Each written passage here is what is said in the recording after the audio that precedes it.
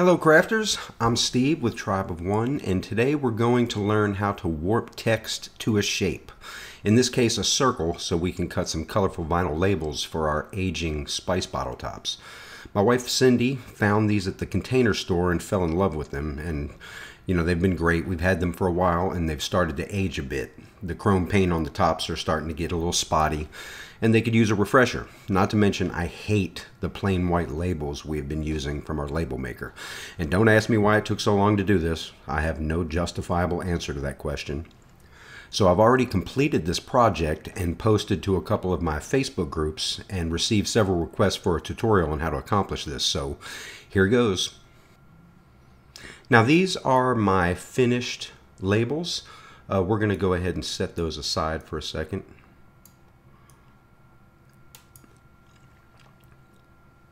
So the first thing you want to do is measure your tops with a tape measure or a ruler or whatever measuring device you have.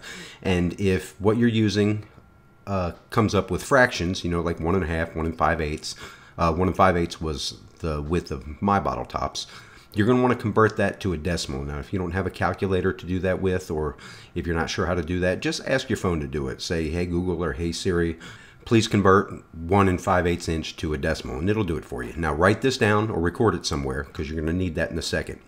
So the first thing we're going to do is draw a circle. Now use your shift key so that you draw a perfect circle, and just draw a circle. It doesn't matter how big it is, you're going to change that right up here. Click this lock button to link your length and width, and in one of these, it doesn't matter which one, type in the decimal you wrote down. In my case, it was 1.52 inches. Hit enter. And now that should be the size of the label that you need. Now this is actually smaller than 1 inch and 5/8 because usually, you know how things get measured. This says that it'll be 1 inch and 5/8, but it really has to do with the bounding box and not the exact dimensions of the circle. So it may be a little too big or a little too small. What you're going to want to do, I'm going to go ahead and change the color of the line here to black because I don't want to waste any red ink. We're going to print this out. Now what I would suggest you do here is, using Control-C and Control-V, make a couple copies. And just move them up here like so, and scale down a couple of them. Whatever decimal you entered for this one, based on what you measured, let's just start with 1.52 like I have here. What you would want to do for this one is bump it down a couple of hundredths. So instead of 5.2, I'm going to make it 5.0. This one, I'm going to make 48. And so on. And do that for all of them. Bump them down a couple hundredths each time. And what you want to do is print this. So first we're going to select them. And we're going to go over here to this icon here with the dotted and single solid lines. And click on that. You want to make sure these are selected. And you want to check off print lines of selected shapes, because elsewise these are nothing but cut lines to the device. They're not actually circles until you fill them, but we don't want to waste ink filling them with something. We just want the lines to print. So print lines of selected shapes. You can turn that off, and you can go Control-P for print, or you can go up here to the file print, and then you see that they are showing they're going to print, and go ahead and print those. And then take them to your container, your tops, and place the circles over the tops to see which one fits the best. Once you've decided that, go ahead and just delete the rest of them. Make sure that that's my 1.52, and it is. So then we want to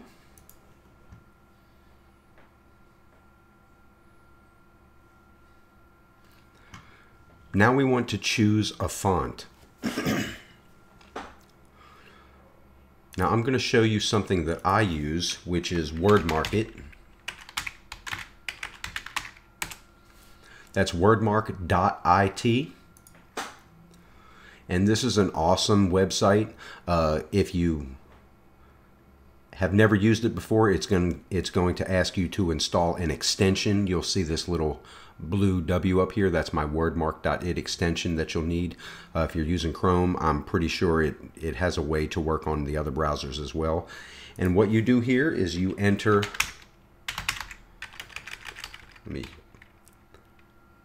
a word or a phrase. You can even add others. Let's say I want to also see how the word powder is going to look, because I use that in chili powder, garlic powder, onion powder, and then hit enter. And what it does is it shows you what that looks like on all of the different fonts that you have installed on your machine. Now you can sign up for a pro account that's like $3 a month or something like that, and you can actually see what all the Google fonts look like also. In other words, the fonts you don't have yet. But I just want to see the ones that I currently have.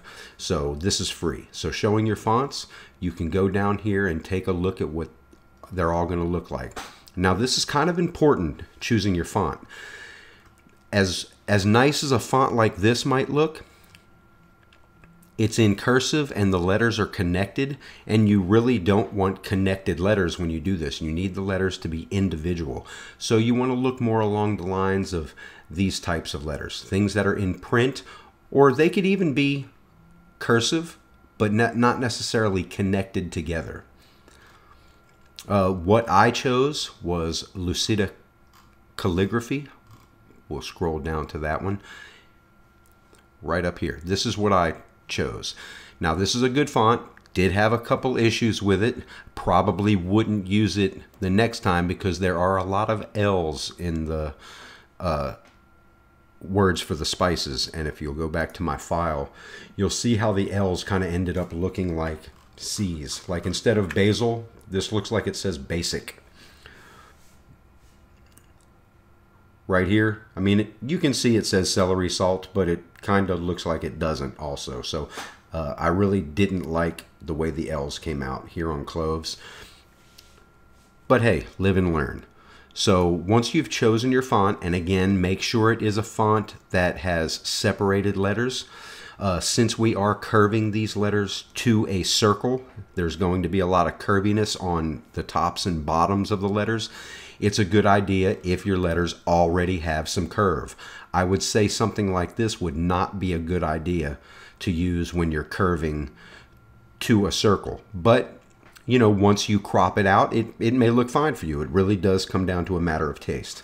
But anyway, let's get back to the file and see what we're going to do here. Once you have decided on what font you want to use, click the text button over here. And I'm just going to write one in there. It doesn't matter what, you can even write just test here, because you're going to change this for each one of these that you do. You're just trying to get this text box set up so you can do each one of your cut projects. And now I'm going to place it in the center. I'm going to scale it down by using Alt so it scales down from the middle. And keep replacing it and scaling it until you've got it just about like that. Okay, now this is going to be our control piece. We're going to copy and paste this each time we want to use it. So we're going to set this aside. We're going to put this up here, and then we're going to copy and paste it and bring it down here. Don't mess with this one. That way you can just keep copying and pasting when you need to start a new one. So what we want to do first is choose the text, right click, and ungroup. And then you might want to really scale in, or zoom in I should say, for this. And you're going to choose each letter and scale it upward and downward until some part of it is just on the edge of the circle. Now these first and last letters tend to not really get scaled too awful much. They're the ones that get warped the most. Some of the letters in the middle, you may not warp at all. They may, once you scale them up, they're going to work fine.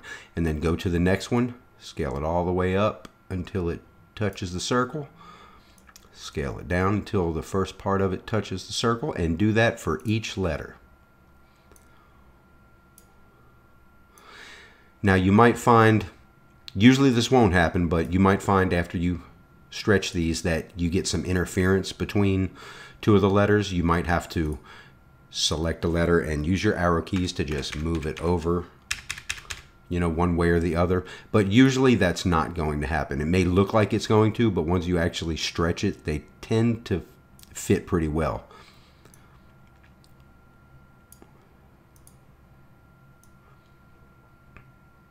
Now there are two different methods to do this we're going to talk about.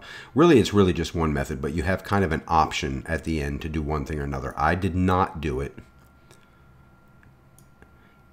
but you may choose to. And when we get right to the end of what we're going to do with this, I'll show you what that is. It has to do with cropping. So really that doesn't need to go up. We can bring this down.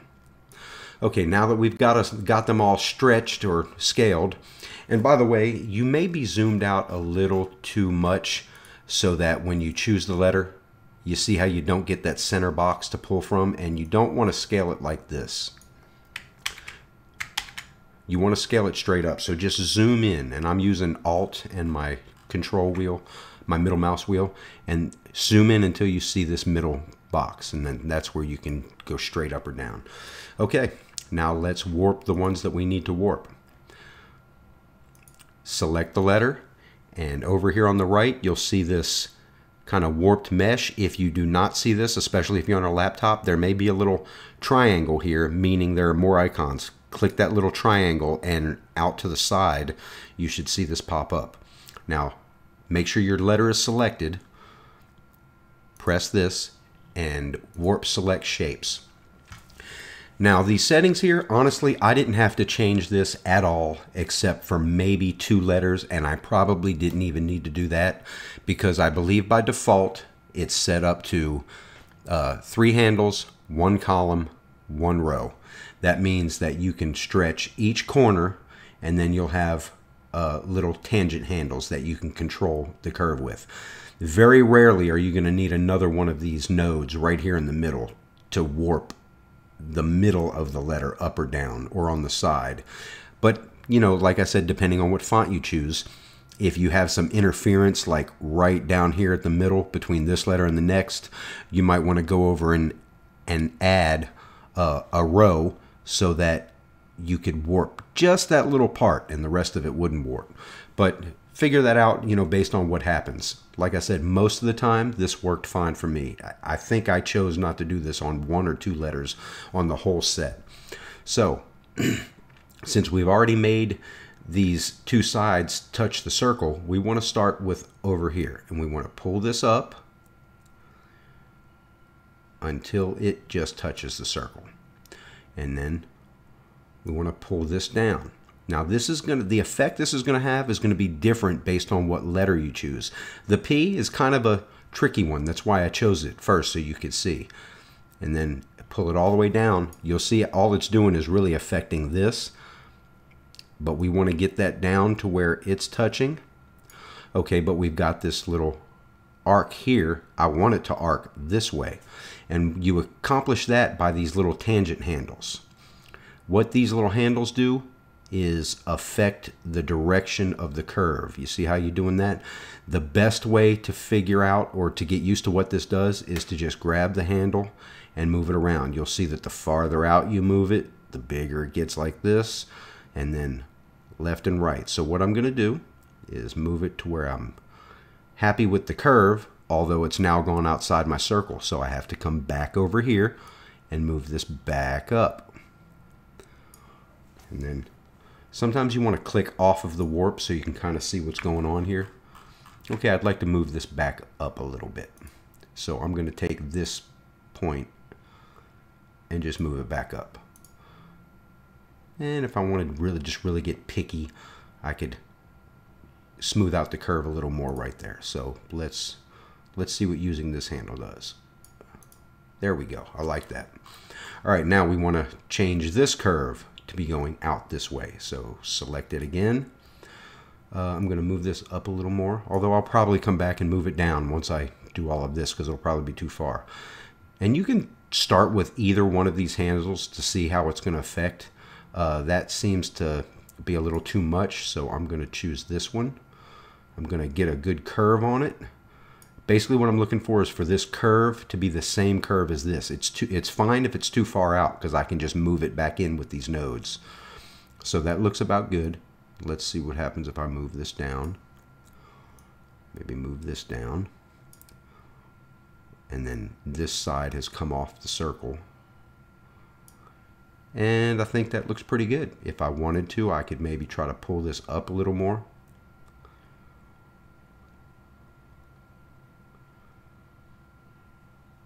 But I think we're going to go ahead and stick with what we have here. I like it like that. This might be a perfect opportunity to add a row so that I could maybe make this side go in a little more, but be able to pull this side out, and it kind of might have a little funky curve to it. But whatever, you know, try it out, play with it. Put a 2 in here. Now it did reset it for me, so that kind of sucked. But you'll see that it does give you a little more control.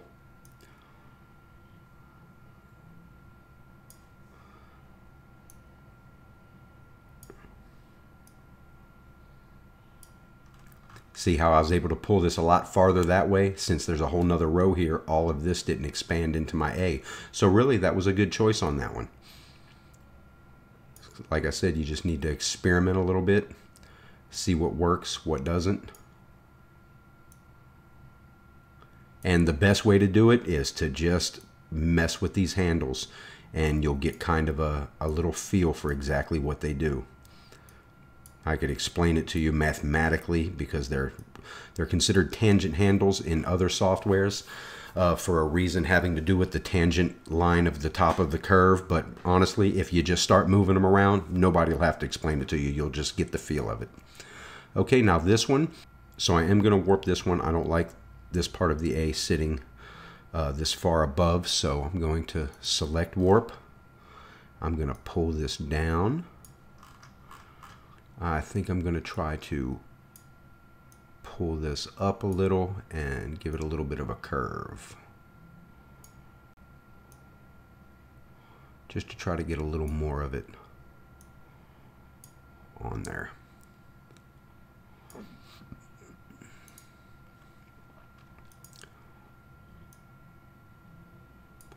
All right. And that looks good. Choose the R. You know, you almost don't even have to warp that one, but we will, just to get this side up there on the curve. And I would like to try to change the direction. See how the bottom slants upward? I'd really like to make that look a little more like the curve of the circle. So if you just pull this handle down and then move the whole node up. Oh, now I need to flatten it again. Pull it down.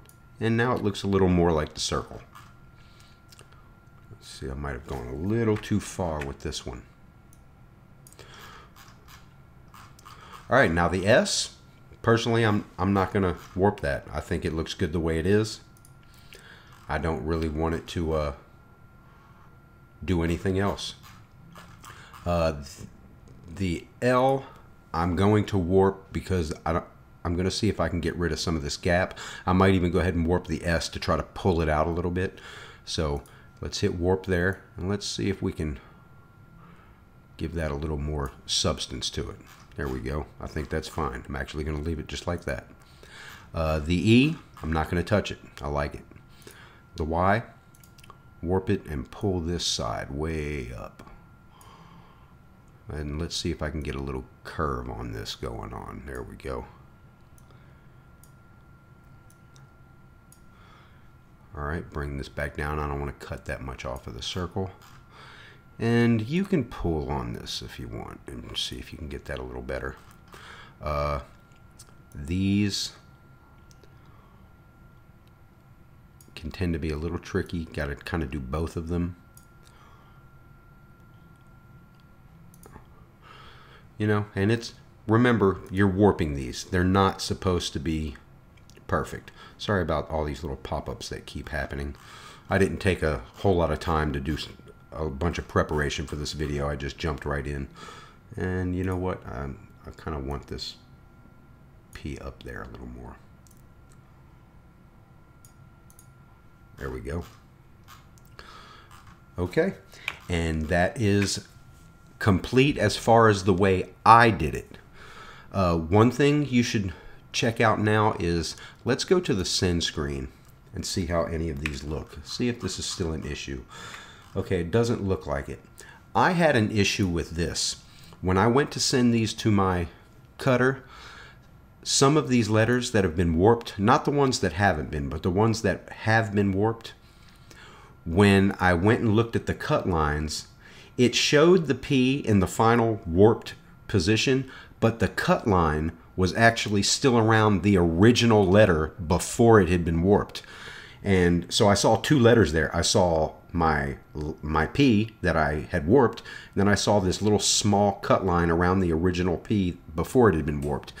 Now, it's not happening right this second, and it may have just been a glitch or a bug that got fixed upon reboot. But basically what I did to solve it, and what I think is probably a good idea for you just to make sure you don't have any problems, once you've got everything warped and the way you want it, and you're like, okay, I like it, that's how I want it, click the ones that you warped and hit release warp. Okay? Or you can just go to all of them. I believe you can do that and hit release warp. Okay? So now you shouldn't have a problem if you did. So here's the option. Basically, this was done for me. This is where I stopped, and I went ahead, made all of my different spice bottles, spice labels, just like that, using that process, and then I deleted the circle and cut them like that. So let's bring the circle back. Here's something you might want to do at this point. And if you do choose to do this, you might actually want to pull these up just a hair more so that they overlap the circle a little more, just a hair. Okay, and you'll see why in a second. I'm not going to do them all, just do a couple of these. So what you want to do is select them all, go to your modify panel and hit crop. And it will use that circle to crop out the overhanging parts of your label. So you'll get a little more cleaner, clearer of a circular pattern here, because since you overhung them all a tiny bit, it's gonna cut it with the circle. And if you like that, that's great. It does look a little more circular, but I didn't really like the fact that it ended up making them sort of flat, and I didn't want them to be like that. So I preferred them to be like this, where the ends were curved, and I just used my eyeball to bring them right to the end of the circle. So there's still a circular pattern. So both work. Now, one thing I might recommend, if you are going to use the crop function, you might want to pick a font that, you know, may or may not be so curvy. You might want to pick a font that's got a little more straightness to it, so that the little chopped off ends after you crop it don't necessarily look so out of place. Or you might be a person that likes contrast and they look perfect because it's curvy letters with the chopped off straight bottoms. Either way, what you should do from here, do not do any more. Go ahead and cut this one and go and do a test fit. Hold it up to your bottle top and make sure it's gonna work the way you want it. If that's the case, everything works out like it should, because you printed out the circle and you checked that. Everything should be working at this point. But if that's the case, then go ahead and make a copy of this, bring it over, and then what I did is I just made as many copies as I was going to make spice bottles, and I went into each one of the texts and changed it to one of the spice labels that I needed. So I had them all there ready to go, and I knew how many more I had to do. I knew what I had left, and after I had changed all the labels to say what they needed to say, I went back and then just did the warping one at a time. Choose it, ungroup, select each one, select warp, warp it, and there you go. So hopefully this showed you how to do something if you weren't really aware of it. If you have any better procedures for doing that, please leave a comment and let me know. I'm definitely not a prima donna. I love to figure out how to do things easier, more efficiently, or just at a higher quality. So if you know a better way to do any of this, please let me know. And until the next tutorial, keep crafting. Live to learn and learn to live.